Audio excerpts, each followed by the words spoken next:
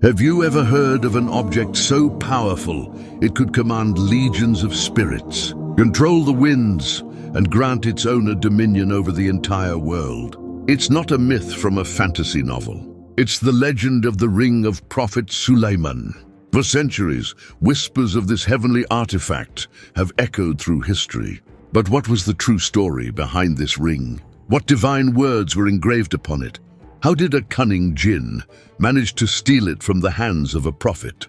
And where is that ring today? The answers are tied to a secret obsession, a hidden agenda, and a shocking truth that connects ancient prophecies to our modern world. Prepare yourself, because the facts we are about to reveal may change everything you thought you knew. Dear friends, you must have heard of the Sulaimani cap. But do you know what the real story behind the heavenly ring of Prophet Sulaiman alayhi salam was? What words were engraved on this ring? And most surprisingly, how did a cunning devil, a jinn, steal this mysterious ring from the hand of Prophet Sulaiman alayhi salam? And the biggest question, where is that ring today? Why have the Jews been searching for it obsessively for centuries? Is this ring really hidden in some secret place? You will learn all this and more in today's video, and we will also tell you about the true reality of the jinn. Dear friends, please watch this video completely, because shocking facts will be revealed that you may have never heard before.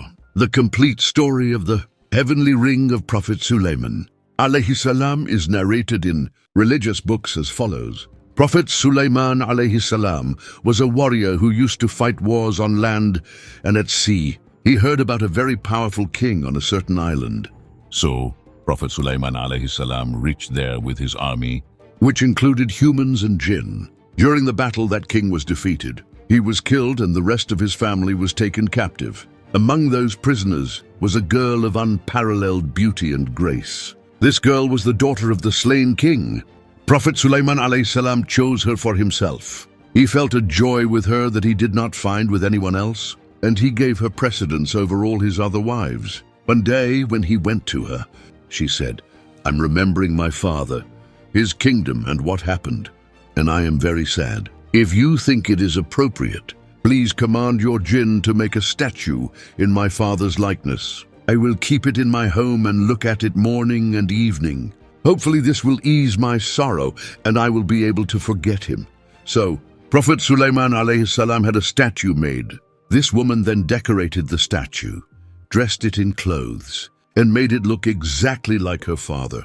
When Prophet Sulaiman alayhi salam would leave her house, she, along with her maids, would prostrate before the statue every morning and evening and apply perfume to it. Prophet Sulaiman alayhi salam had no knowledge of this. This continued for 40 days, and the matter spread from the palace to the people. And Hazrat Asif bin Barkhia also learned of it. Asif bin Barkhia was a friend of Prophet Sulaiman alayhi salam. He immediately went to Prophet Sulaiman and said, "O Prophet of Allah, with your permission today, I wish to narrate the stories of past prophets to the people and praise them according to my knowledge." Prophet Sulaiman alayhi salam ordered the people to gather. Asif mentioned all the prophets before them and praised them. He spoke of Allah's blessings upon them. When it came to Prophet Sulaiman alayhi salam, he mentioned his youth and childhood, described his virtues and merits, but did not speak of the period after his youth. Prophet Sulaiman alayhi salam became upset and later summoned him and asked, "O Asif, you mentioned the lives and stories of the past prophets. You praised them, and you described every era of their lives. But when it came to me, you only mentioned the events of my younger years and their virtues, and remained silent about the rest of my life. What was it about my life that caused you to do this?" He replied, "It is because for the last 40 days, someone other than Allah is being worshipped in your house, and all this is happening merely at the wish of your wife." Prophet Sulaiman alayhi salam asked in astonishment, "Is this happening in my house?" He said, "Yes, all this is happening in your house." He said, "To Allah we belong, and to Him we shall return. Now, I understand why you did not mention the events of my prophethood." Then Prophet Sulaiman alayhi salam returned to his home, broke that idol, and disciplined the woman and those involved with her. Then he put on clean clothes and went into solitude. He sat on the ground and began to ask for Allah's forgiveness. He fell to the ground, weeping and repenting with humility and seeking forgiveness. He kept saying, "O my Lord, what kind of test is this, that in the house of my family, someone other than you is worshipped, that something other than you is worshipped. In my own home and among my family, this sickness has entered." He kept repeating this until evening. He returned home. He had a maidservant named Amina. It was his routine that whenever he went to the restroom or was with his wives, he would leave his ring with Amina. The name of Allah was inscribed on the ring that Prophet Sulaiman ﷺ had. He would touch his ring only in a state of purity, and Allah Almighty had hidden the secret of his kingdom in this very ring. Wahab says that one day, Prophet Sulaiman ﷺ came with the intention of performing ablution and left his ring with his maidservant, Amina. At that moment, a jinn named Sakar came and entered the washroom before him. When he went to relieve himself, this devil came out in his form, stroking his beard. There was no visible difference between him and Prophet Sulaiman alayhi salam. The jinn named Sakar said, "Amina, give me back my ring."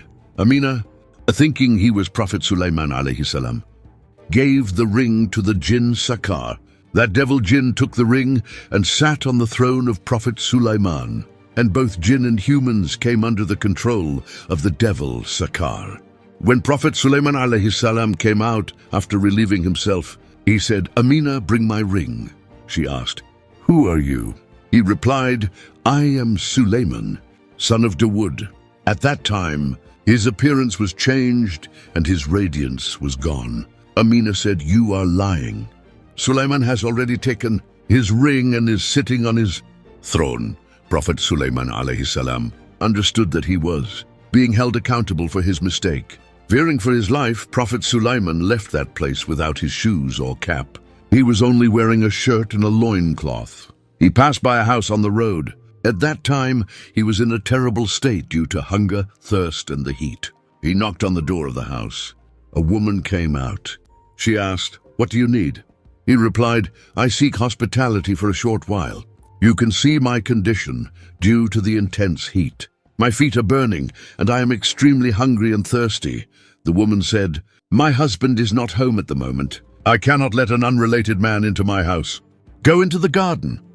There is water and fruit there. Eat the fruit and drink the cool water.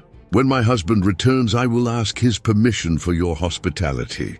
If he agrees, it's fine. If not, you will have already eaten from Allah's provision." Prophet Sulaiman entered the garden, bathed, and fell asleep. Flies began to bother him when suddenly a black snake appeared and began to shoo the flies away from Prophet Sulaiman alayhi salam. In the meantime, the woman's husband arrived, and she told him about the guest. He followed them into the garden, and upon seeing the snake and its actions, he called his wife in amazement to show her the spectacle. His wife also saw this scene. They both woke Prophet Sulaiman and said, "Oh, young man, this is our home, and we have no issue with you staying here. And this is my daughter. I want to marry her to you." That girl was one of the most beautiful women of her time. He married her and stayed there for 3 days. Then he told them, "I want to go in search of a livelihood so that I can earn something for myself and my wife." Saying this, he went to some fishermen and asked them, "Do you need a helper? You can give me a small share of your earnings for my work." They replied, "Our fishing is poor these days, and we have no savings to give you." He went to another group and said the same thing. They agreed and happily took him in. He stayed with them. But these were the days when people began to dislike the rule and actions of that fake Sulaiman. When that evil jinn saw that people were turning against him, he fled with the ring and threw it into the river. It is narrated that the ring remained with that devil for 40 days. It is reported that when he sat on the throne of Prophet Sulaiman, all jinn and humans gathered around him. He became the master of everything, but could not overpower his wives. During these days, Prophet Sulaiman alayhi salam was asking people for hospitality, saying, "I am Sulaiman, son of Dawood. Feed me." But people would turn him away, saying, "Is your current state not enough that you are now lying about being Prophet Sulaiman?" Sulaiman is secure in his kingdom. Prophet Sulaiman alayhi salam grew tired, and his hardship intensified. 40 days passed in this state. Then Asif said, O children of Israel, do you see the righteous deeds of the son of Dawood, or do you see what I see? At the people's urging, Asif went after the devil. The devil fled from there and threw the ring into the river. A fish swallowed the ring, and the light from the ring illuminated its belly. It drifted with the current and entered the net of the fisherman with whom Prophet Sulaiman alayhi salam was employed. When the fish were distributed in the evening, this particular fish came into Prophet Sulaiman alayhi salam's share. He brought it home and asked for the fish to be cooked.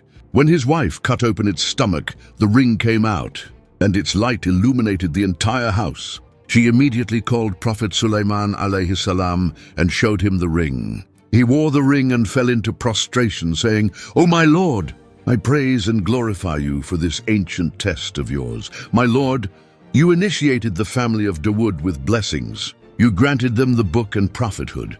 1,000,000 thanks to you, O my Lord. You deal with the great with generosity and with the small with kindness and grace. Thanks to you, your blessings are apparent.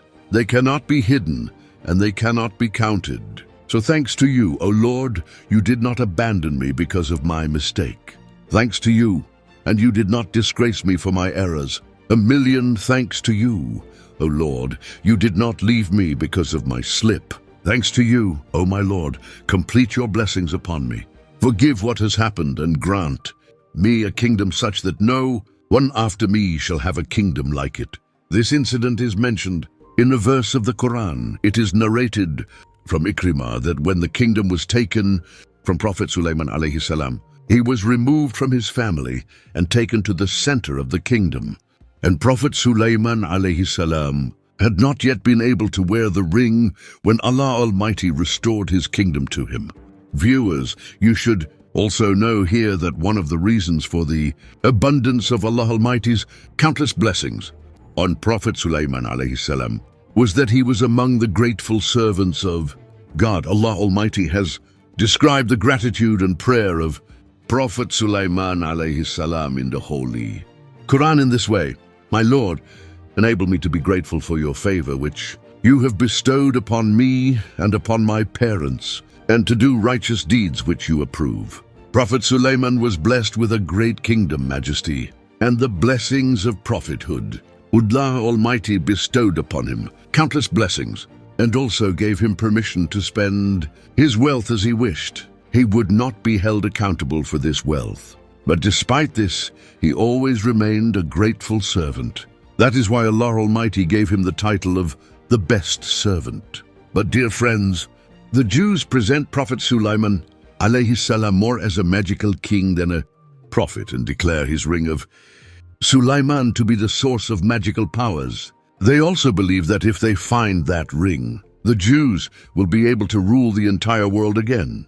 This is the reason why Israel and some other Jewish groups are still engaged in the search for the ring of Sulaiman and the lost treasure of Prophet Sulaiman. The Jews not only believe that the ring of Sulaiman was the secret of Prophet Sulaiman's power, but they also believe that if they can reacquire this ring, their lost power will also return. This belief has become not just a theory for them, but a mission.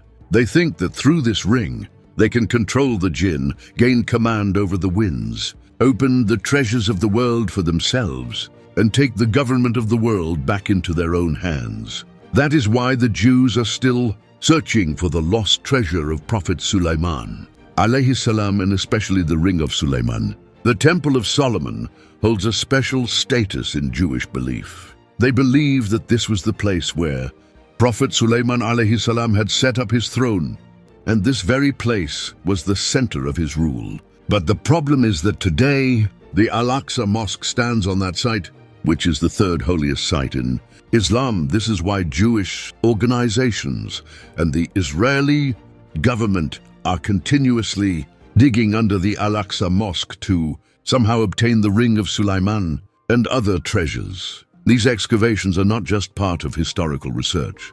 There is a greater purpose behind them. The Jews want to regain their lost power, and they are willing to go to any extent for it. It is not enough for the Jews to just excavate. They want to demolish the Al-Aqsa Mosque and rebuild the Temple of Solomon. This plan is not just the result of a religious belief. For Jewish extremists, it is an attempt to pave the way for establishing their rule over the world. They believe that when this Temple of Solomon is built, the treasures and the ring of Sulaiman will be recovered. When this ring is in their hands, their lost kingdom will return. And when the kingdom returns, Jewish rule will be established over the whole world. This is the dream for which they are making every possible effort. They are excavating under the Al-Aqsa Mosque, aligning global powers with them and making secret plans. In fact, another shocking aspect has now come to light. Could all of this be a part of the Dajjal agenda? This question still remains. Friends, according to some Islamic traditions, the Jews are deliberately searching for such items that will give them a special power at the time of the Dajjal's arrival. They are searching for the ring of Sulaiman so that they can present it to the Dajjal and through him achieve Jewish dominance over the world. They want to rebuild the Temple of Solomon so that the Dajjal can begin his reign from there, and they are harming the Al-Aqsa Mosque because they know this is the place where Islamic forces can thwart their plans. Here the question arises, can a ring really give someone dominion over the world? Can these Jewish excavations and their plan really make them successful? Friends, Islam teaches us that power is not in any magical object, but is solely in the hands of Allah. Whatever power Prophet Sulaiman alayhi salam possessed, he had it by the command of Allah. There was no material element involved in it. For centuries, the Jews have been searching for a lost power. But perhaps they have forgotten that power lies not in a ring, but in the decree of Allah. A common question comes to mind here. Will the Jews succeed? Will they be able to get this ring and the lost treasure back? Let me make it clear that despite all their efforts, the Jews have not been able to find the ring of Sulaiman to this day. They have so far failed to rebuild the Temple of Solomon. They have not been able to capture the Al-Aqsa Mosque to this day. But in the current era, the situation has become serious. The Jews have once again brought the Al-Aqsa Mosque under their control. The Jews at this time want to wipe the state of Palestine off the map of the world.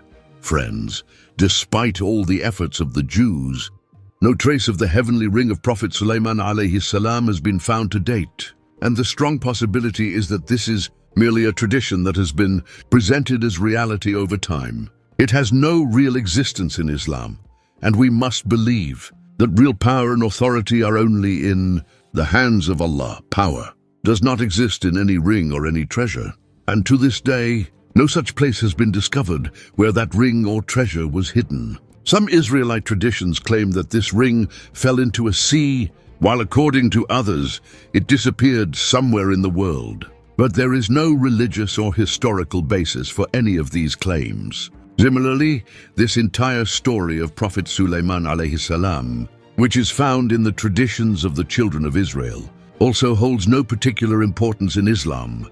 So, friends, it is known that Prophet Sulaiman alayhi salam did not gain power through any ring, but this power was obtained by the command of Allah Almighty. If his kingship had depended on a ring, then when that ring left his hand, the authority of prophethood should also have been lost, which is an unimaginable and unacceptable thing. Friends, remember that these traditions of the children of Israel are not worthy of complete trust. Prophet Sulaiman alayhi salam was a glorious prophet of Allah Almighty. Allah Almighty had granted him a rule that was never given to anyone before and will not be given to anyone in the future. Dear friends, at the end of the video, we will also tell you about the true reality of the jinn. Friends, as it is stated in the Holy Quran, jinn were also present in the court of Prophet Sulaiman alayhi salam. He used to have them perform various tasks. Even large palaces, statues, and water reservoirs were their responsibility. But who are these jinn after all? In this regard, remember that jinn are a creation of Allah, who were created before humans. It is stated in the Holy Quran, "We created the jinn from a smokeless flame of fire." From the Quran and Hadith, It is known that just as humans will be rewarded for their deeds, similarly, jinn will also be held accountable for their deeds on the Day of Judgment. Allah Almighty has made it clear in the Holy Quran that jinn, like humans, have been created for worship, and the laws of Sharia also apply to them. This means that if they do good deeds, they will be rewarded for them, and if they do bad deeds, they will be punished for them.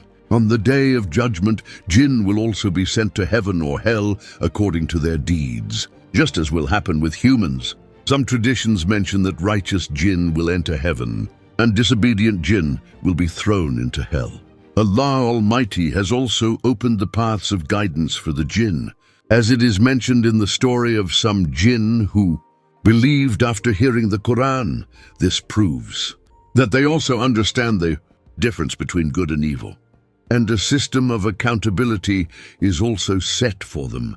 It is also mentioned in the Hadith that the same religious laws apply to jinn as apply to humans. Some jinn accepted the invitation of the noble Prophet Sallallahu Alaihi Wasallam, and their connection with the companions is also proven.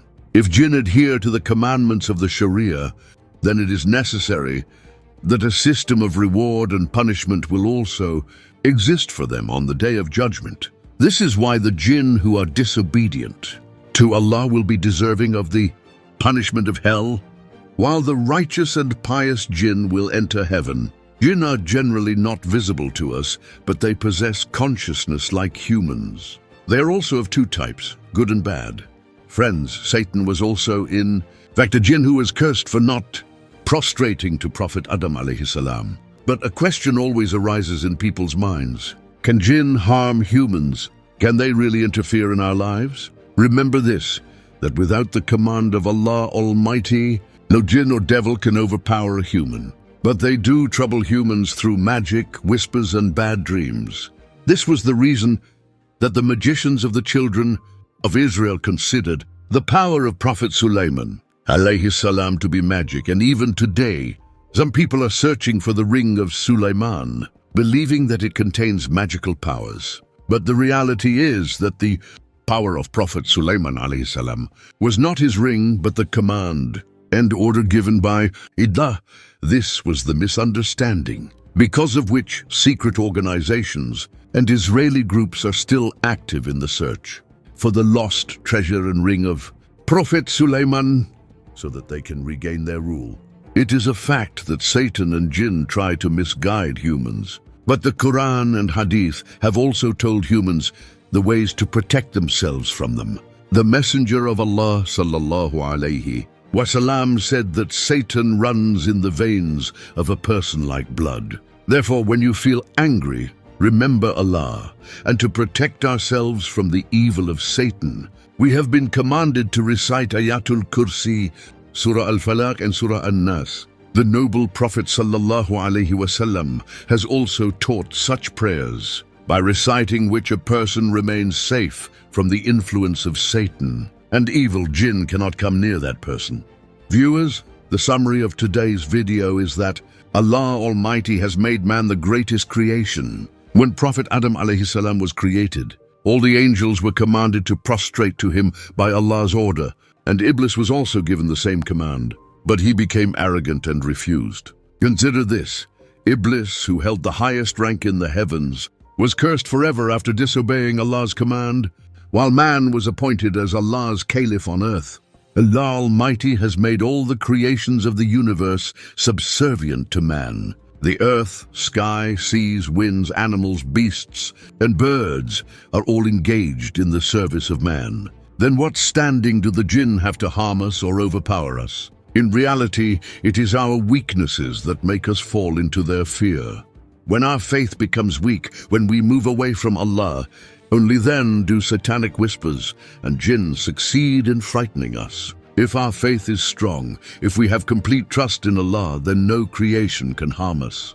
Friends, as mentioned earlier, Allah Almighty had bestowed an unparalleled rule upon Prophet Sulaiman alayhi salam. He had authority over the entire world. The winds, birds, animals, and even the jinn were under his command. But his real strength was not in any magic or ring. The real reason for his success was his strong faith in Allah, his belief in monotheism, and his complete adherence to the commands of Allah. Even today, those who are running after magic, spiritual practices, and satanic powers, the reality is that success is not in these things. Success is in being close to Allah. Satan entangles us in these misleading things so that we stray from the path of Allah. Dear friends, let us all pray together. O Allah, protect us from all kinds of evil, turmoil, and satanic whispers. Keep us firm on our faith and protect us from everything that takes us away from you. O Lord, save us from running after the deceptive things of the world and call us towards yourself. Grant us strong faith like that of Prophet Sulaiman, alayhi salam, so that we do not get carried away by the dazzling lights of the world and stray from seeking you. O Allah, grant us the light that dispels darkness and through which the paths of guidance and light to your path become visible. Grant us well-being. Make our world good for us and our hereafter good for us. Ameen, Ya Rabbul Alameen.